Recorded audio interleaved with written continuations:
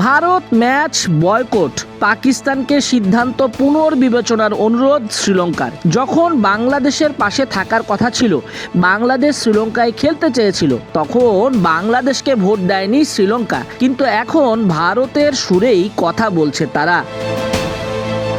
টি-20 বিশ্বকাপের 10ম আসরে পর্দা উঠছে শনিবার। ভারত শ্রীলঙ্কার মাটিতে 20 দলের এই মেগা টুর্নামেন্ট অনুষ্ঠিত হবে। বৈশ্বিক এই ইভেন্টের সবচেয়ে হাই ভোল্টেজ ম্যাচ 15ই ফেব্রুয়ারির ভারত পাকিস্তান ম্যাচ। সেই ম্যাচটাই পাকিস্তান খেলবে না বাংলাদেশের সমর্থনে, যা পুনরায় বিবেচনার অনুরোধ জানানো হয়েছে এবার শ্রীলঙ্কার পক্ষ থেকে। স্যান্ডেলিনা সো, রূপচর্চায় আভিজাত্য। শ্রীলঙ্কার ক্রিকেট বোর্ড এসএলসি পাকিস্তানকে কলম্বোতে নির্ধারিত সূচিতে ভারতের সঙ্গে ম্যাচটি খেলার সিদ্ধান্ত বিবেচনার আহ্বান জানিয়েছে। ভারতের মাটিতে খেলতে না চাওয়ায় বাংলাদেশকে বাদ দেওয়ার প্রতিবাদ জানিয়ে ওই ম্যাচটি বয়কটের ঘোষণা দিয়েছিল পাকিস্তান সরকার গেল কিছুদিন আগে। শ্রীলঙ্কান ক্রিকেট বোর্ড জানিয়েছে, এই বয়কটের সিদ্ধান্তে আর্থিকভাবে ক্ষতিগ্রস্ত হওয়ার পাশাপাশি দ্বীপ রাষ্ট্রটির পর্যটন খাতেও নেতিবাচক প্রভাব ফেলবে। 2022 সালের পর থেকে এখনও অর্থনৈতিক বিপর্যয় কাটিয়ে ওঠার চেষ্টা করছে লঙ্কানরা। পাকিস্তানের ভারত ম্যাচ বয়কটের ঘোষণা দেওয়ার পর থেকেই তাদের সিদ্ধান্ত বদলানোর প্রচেষ্টা শুরু হয় আইসিসির তরফে।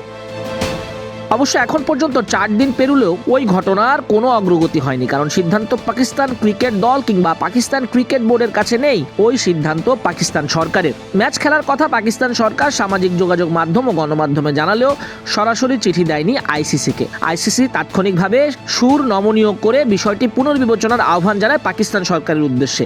এমনকি ভারত পাকিস্তান ম্যাচটা যেন হয়, নানা মহল থেকে অনুরোধ চলছে।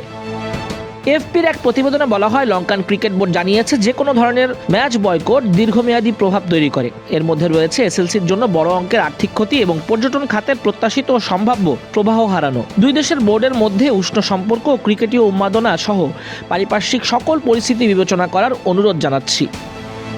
বিশ্বকাপের 10ম আসর ঠিকই শুরু হচ্ছে, কিন্তু বড় একটা শঙ্কা এই ভারত পাকিস্তান ম্যাচের অমীমাংসিত ঘটনাটা। 15 তারিখের হাই ভোল্টেজ ম্যাচটা যদি সত্যি ভেস্তে যায়, তাহলে বিশ্ব ক্রিকেটে একটা ধস নামবে।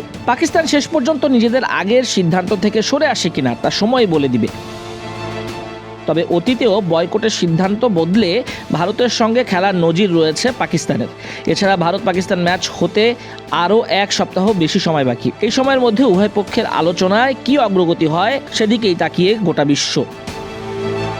পাকিস্তানের প্রধানমন্ত্রী শেহবাজ শরীফ বলেন, রাজনৈতিকভাবে বিশ্বকাপ থেকে বাদ দেওয়ায় তারা বাংলাদেশের প্রতি সংহতি জানিয়ে ভারত ম্যাচটি না খেলার সিদ্ধান্ত নিয়েছেন।